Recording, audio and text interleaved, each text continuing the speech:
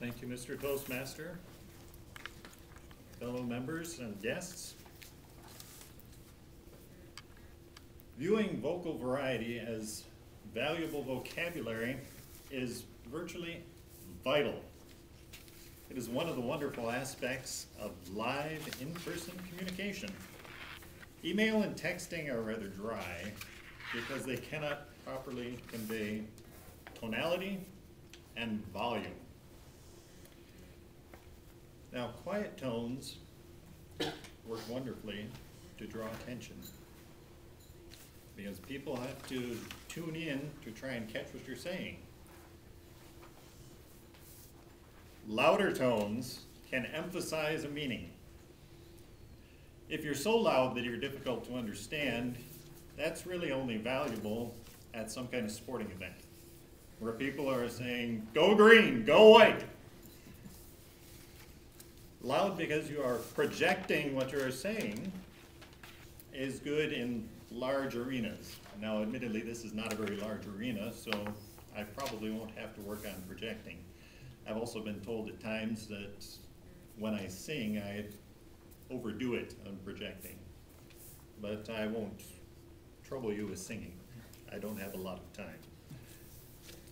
The mid-range tones can be easier to hear, but if they just continue too long without any change, just basically a monotone, you lose people's interest. And then it really deflates your speech. You can have some variability in the mid-range, and that will help keep people's attention. Of course, monotone can serve one thing that I thought of, and that is to burn some extra time when you don't have a long enough speech and not fall prey to the hour counter. And different sounds can solidify something,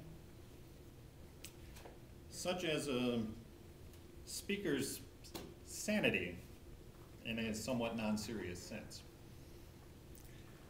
Now, there have been a lot of people who are very good speakers, are very good at variable volume, and I was wondering if any of you ever heard of Victor Borge? Okay, a few of you. I'm guessing that most younger people have not even really heard of him. He was a fantastic musician, played the piano, and also had an incredible sense of humor. And so what I would like to do to help illustrate some of the variety that he used, I'd like to take part of one of my favorite skits of his that was called Phonetic Punctuation. And he said that, and I will do a little bit of metamorphosis here from Bill Brown to Victor Borge, that he invented it because he was finding that people weren't understanding each other when they were speaking just verbally. Verbal communication wasn't cutting it with the way written communication did because it didn't have the punctuation.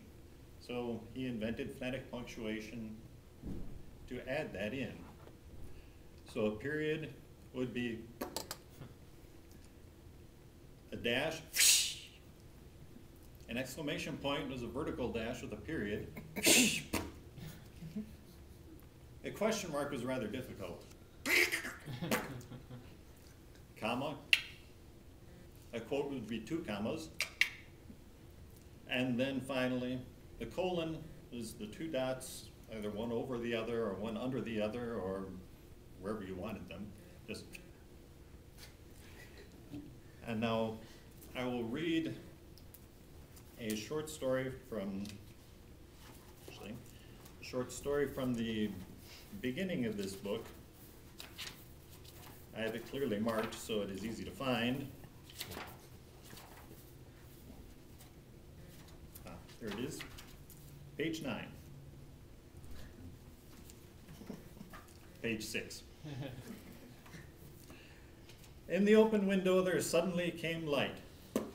Beautiful Eleanor sat alone, dreaming of but one thing. 2 years had passed since she met Sir Henry. She would still remember the unhappy evening when her father had thrown him out.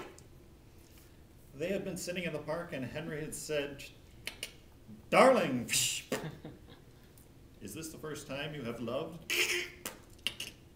And she had answered, "Yes, but it is so wonderful that I hope it shall not be the last." Suddenly she heard a well-known sound. It was he. In 2 strides he was near her, embraced, kissed, and caressed her. "Henry, what is love?" she asked. He answered, "Well, I couldn't live without."